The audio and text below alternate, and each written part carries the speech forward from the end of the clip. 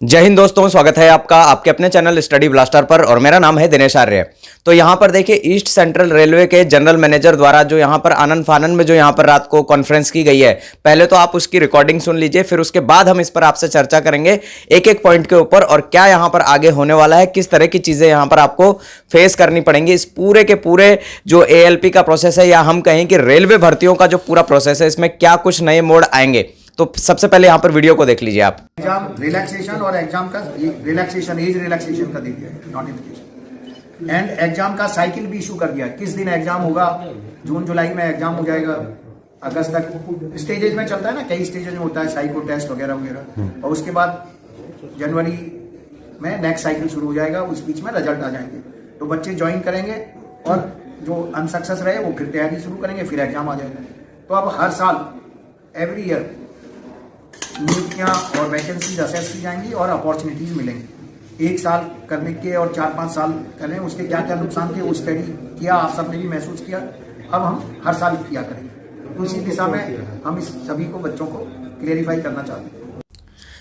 तो यहां पर देखिए इनके द्वारा बार बार ये चीज बताई जा रही है। देखिए जो प्रोटेस्ट छात्रों का चल रहा है वो बहुत ही तगड़ा यहां पर चल रहा है, और यहां पर देखिए जो बार बार इनके द्वारा यही चीज बताई जा रही है कि जो रेलवे है बार बार नोटिस निकाल दे रहा है। देखिए रातों रात रेलवे जो है हर चीज के लिए यहां पर नोटिस आपके सामने रख दे रहा है, जो कि एएलपी वैकेंसी पे यहां देखिए पहले यहां पर कहा गया कि आपको एज रिलैक्सेशन दिया जा रहा है 3 साल का, और ये चीज मैंने आपको जिस दिन ये नोटिस जारी हुआ था ना, उससे भी मैंने आपको बहुत दिन पहले ये चीज बता दी थी कि 3 साल का यहां पर छूट आपको मिलकर ही रहेगी। चाहे कोई सी भी वैकेंसी रेलवे की आएगी उसके अंदर आपको 3 साल का ही एज रिलैक्सेशन मिलेगा, और वही चीज हुई। और ये चीज मैंने आपको ये भी कही थी कि यहां पर एज रिलैक्सेशन जो मिलेगा आपको वो सिर्फ और सिर्फ यहां पर जनरल कैंडिडेट को ही मिलेगा, यूआर कैंडिडेट को ही यहां पर एज रिलैक्सेशन मिलेगा, एससी एसटी ओबीसी को एज रिलैक्सेशन नहीं मिलेगा। और वही चीज आपको हुआ, नोटिस के थ्रू यहां पर रेलवे ने आपको वो चीज बता भी दी।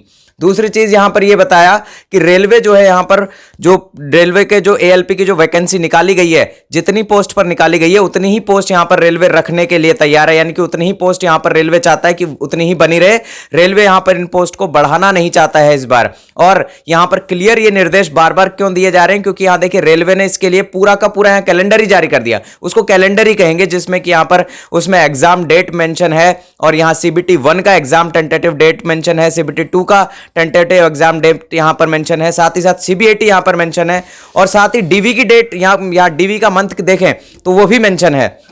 और उसके बाद रेलवे ये कह रहा है कि 2025 में यहां पर नया प्रोसेस और चालू कर दिया जाएगा, जिसके लिए कि एएलपी का जो अगली वैकेंसी होगी वो उसमें फुलफिल की जाएगी। तो इस तरह से रेलवे जो है यहां पर एएलपी को लेकर यहां काफी ज्यादा जो है गरमाया हुआ है। रेलवे को भी पता है कि क्या मामला, यहां छात्र क्या चाहते हैं। फिर उसके बाद यहां पर देखिए तीसरी चीज की जो अगला प्रोसेस है वो अगली वाली वैकेंसी में पूरा किया जाएगा, यानी कि जो बाकी की सीटें बची हुई हैं रेलवे के पास वो अगली साल, यानी कि हर साल एनुअल तरह से यहां पर प्रोसेस लिया जाएगा। जबकि रेलवे इसके लिए यहां पर कैलेंडर जारी अभी तक नहीं कर रहा है। हां, ये सारी चीजें तब पूरी हो सकती हैं जब यहां रेलवे उसके लिए प्रॉपर एक कैलेंडर जारी करे।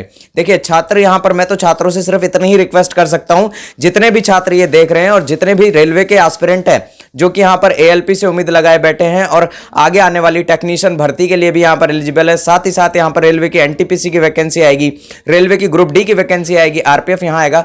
तो रेलवे ग्रुप डी की जो वैकेंसी है उसके लिए यहां पर देखिए पोस्ट, यहां पर भरमार पोस्ट आएंगी, लेकिन रेलवे देखिए अगर आप अभी पीछे हट गए तो रेलवे उस टाइम पर भी ऐसा ही करेगा और रेलवे यहां पर कैलेंडर जारी नहीं करेगा। तो इसलिए या तो यहां पर रेलवे पूरी तरह से क्लैरिफिकेशन दे नोटिस के थ्रू, हमें जैसे एसएससी देता है पूरा का पूरा यहां कैलेंडर जारी करके दे कि इस टाइम पर आरपीएफ की वैकेंसी आएगी, इस टाइम पर एग्जाम लिया जाएगा, इस टाइम पर ग्रुप डी की वैकेंसी आएगी, और इस टाइम पर यहां पर जो टेक्नीशियन है इसकी वैकेंसी आएगी। तो पूरा कैलेंडर जारी कर दे और पूरा उसका एग्जाम डेट भी हमें बता दे, मंथ बता दे कि इस मंथ में आएगी और इस टाइम पर यहां पर एग्जाम लिया जाएगा। या तो इस तरह का एक पूरा प्रॉपर नोटिस निकाले पूरी वैकेंसी के लिए। ऐसे नहीं चलेगा आप अभी तो यहां पर जो है एएलपी की वैकेंसी दे दे और टेक्नीशियन के लिए आपने कह दिया कि हां टेक्नीशियन की वैकेंसी आ रही है, और वो वैकेंसी कब आएगी, कितनी आएगी, उसके बारे में कोई यहां पर आपके पास क्लैरिफिकेशन ही नहीं है।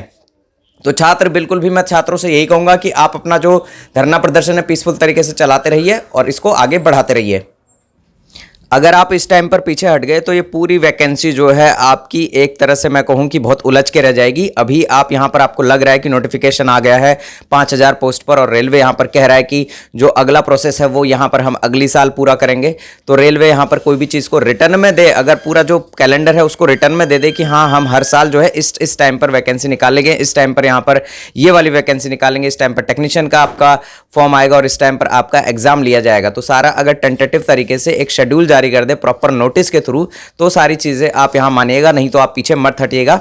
आपका जो धरना प्रदर्शन चल रहा है शांतिपूर्ण तरीके से उसे चलाते रहिए।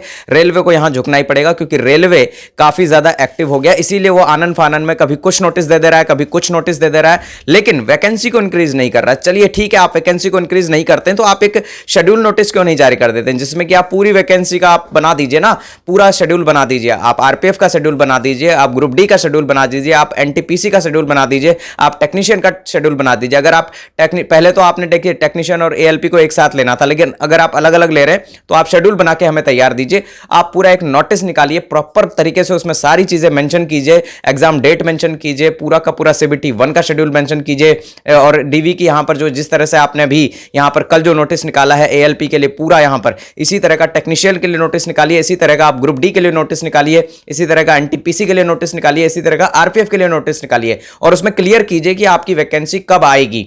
आपका ग्रुप डी अगर आप कह रहे हैं कि मार्च में आएगी तो मार्च में आनी चाहिए, और एग्जाम अगर आप ग्रुप डी का सितंबर अक्टूबर नवंबर जब भी ले रहे हैं उसमें मेंशन कीजिए, टेंटेटिव ही मेंशन कीजिए, लेकिन मेंशन तो कीजिए, इससे क्लैरिफिकेशन तो आए, कम से कम स्टूडेंट को ये पता तो रहे कि इस टाइम पर ये इतनी वैकेंसी आएगी ग्रुप डी की, इस टाइम पर इतनी वैकेंसी आरपीएफ की आएगी, और इस टाइम पर इतनी वैकेंसी टेक्नीशियन की आएगी।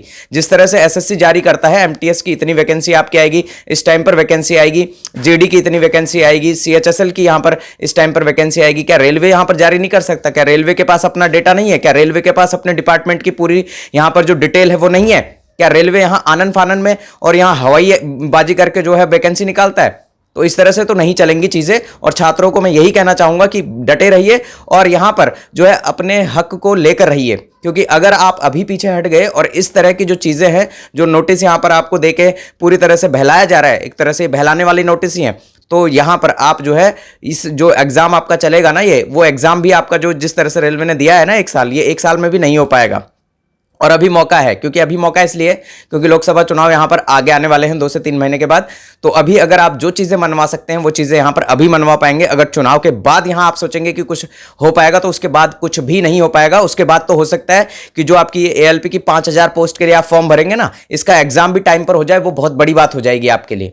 तो ये समझिएगा, बिल्कुल भी पीछे मत हटिएगा, और यहां पर जो है अपने अधिकार को लेकर रहिएगा। और सभी टीचर्स जो बड़े टीचर्स हैं उनसे यहां पर कांटेक्ट में रहिए कि वो भी यहां पर आपका साथ दें और वो भी यहां पर आपको पीछे ना हटाएं। और रेलवे को यहां पर झुकना ही पड़ेगा, रेलवे को यहां पर अपनी बात माननी ही पड़ेगी, क्योंकि देखिए, क्योंकि रेलवे को जैसे ही पता लगा है कि ये सारी चीजें हो रही हैं तो रेलवे यहां आनन फानन में नोटिस तो निकालता ही जा रहा है। एटलीस्ट रेलवे को यह चीज तो है कि हाँ छात्र परेशान है और छात्र को यहां पर कुछ ना कुछ संतुष्टि तो देनी ही पड़ेगी, तो इसलिए रेलवे कुछ ना कुछ नोटिस यहां निकाल दे रहा है। रेलवे ने छात्रों को संतुष्ट करने के लिए यहां पर पहले तो एज रिलैक्सेशन दे दिया एएलपी में, फिर थोड़ा सा और संतुष्ट करने के लिए ये लीजिए एएलपी की पूरी एग्जाम डेट दे दी, सीबीटी 1 दे दिया, सीबीटी 2 दे दिया, सीबीएटी तक दे दिया, और साथ ही साथ यहां पर डीवी भी दे दिया कि डीवी इस टाइम पर लिया जाएगा। और उसमें लास्ट में एक पॉइंट में नोट और डाल दिया कि अगली जो प्रोसेस है वो जनवरी से ली जाएगी। ये देखिए, ऐसा प्रोसेस भी डाल दिया। अगर आप इतना कुछ ही डाल सकते हैं, इतना कुछ एक नोटिस में लिख सकते हैं, तो क्या आप एक नोटिस ऐसा नहीं निकाल सकते जिसमें कि आप पूरी की पूरी वैकेंसी बता दें कि यहां पर किस टाइम पर आपकी कौन सी वैकेंसीज आएंगी? पूरा शेड्यूल जारी होना चाहिए, यही चीज आपकी डिमांड रहनी चाहिए, और यही चीज आप इसको लेकर चलिए, और यही चीज सारे टीचर्स भी समझिए कि यहां पर छात्र को बिल्कुल मत बहकाइए, और यहां जो रेलवे है उसको यहां पर माननी ही पड़े सारी बातें, ऐसा कुछ काम कीजिए। बस इतनी सी चीजें मैं आपको समझाना चाहता हूं। बाकी जो चीजें चल रही हैं वो तो चल ही रही हैं, और अपने अधिकार के लिए लड़ते रहिए। मिलेंगे अगले वीडियो में। अगर मेरी कोई बात गलत लगी हो तो नीचे कमेंट बॉक्स खुला है, आप खुलकर अपने विचार प्रकट कर सकते हैं। मिलते हैं अगले वीडियो में, तब तक के लिए जय हिंद, जय भारत।